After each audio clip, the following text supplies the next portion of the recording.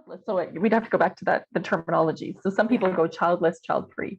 And I hear that a lot where people goes, oh, you don't have kids, you're childless. I'm like, no, I'm not lacking anything, right? Yeah. Childless is a person who I feel free, right? So that's the difference. I actually feel free and I made a choice of freedom for myself, right? And so children would equal a trap for me. Whereas a person who says they're childless is somebody who is probably mourning, they feel like they're lacking the child.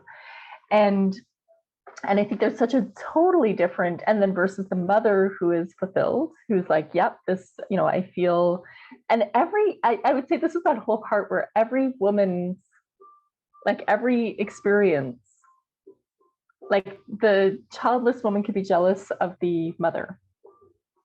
Some mothers can be jealous of the child-free woman. Mm-hmm. The child-free woman can feel, I wouldn't describe it as jealous, but would feel judged perhaps by the mother, right? So like, or the childless woman like feels like I feel when I'm like, yay, I don't have kids, and then there's a childless woman, I'm like, aren't you celebrating? Well, and I do think from the perspective of somebody who I identify as having been all three at some point in my life. Now, from the time I realized I could have children, I knew I wanted them. I only have one, so I'm mourning that because I only got to have one.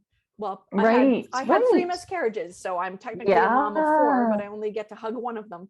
But there was definitely a time that I wasn't ready yet. So I would say that was my child-free time. Then I went through over 3 years of fertility treatments and multiple miscarriages. So I definitely was childless mentality then. Yeah, totally. Totally. And it's interesting because part of my own story of finding success is just that my whole life until I had my son, my whole life was, I have at least one more checkbox to check off before I'll be happy when. It was always, I'll be happy when I finish school, or I have to do all these things. Like I have to finish school, get a career, find the guy, get married, have kids.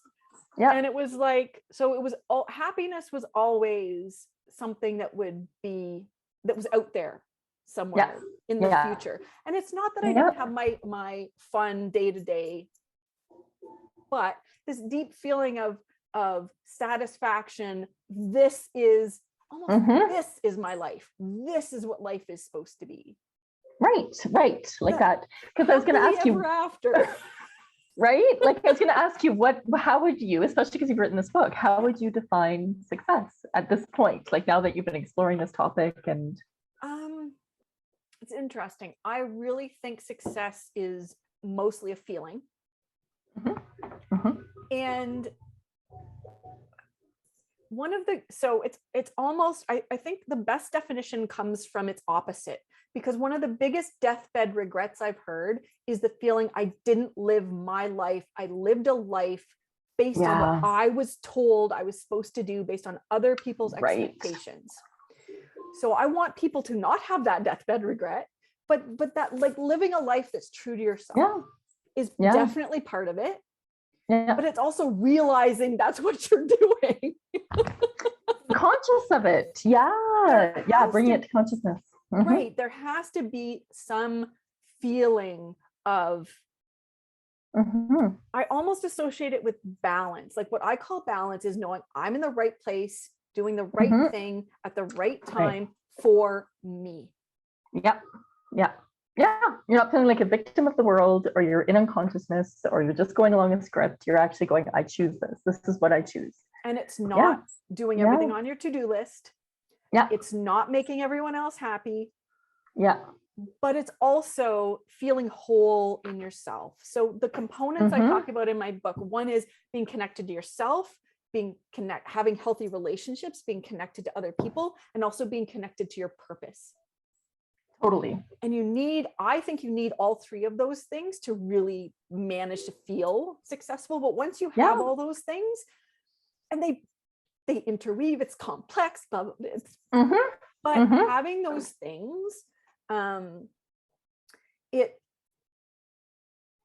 that's it's, I don't have a short definition, but definitely Yeah. one of the things it's not is always being happy. But that's what I Right, expected. right, right, I'll be right, happy when. And it's almost like, okay, right. so if you think of, I think of Oprah, like I like interview, I like doing some of the things she does. Right, So totally. I think she's really successful, but I think about it and I'm like, do I think she's never disappointed, angry, Mhm. Right. sad? No, Mhm. she's got all her feelings. So it's like taking all Mhm. of yourself along for the ride.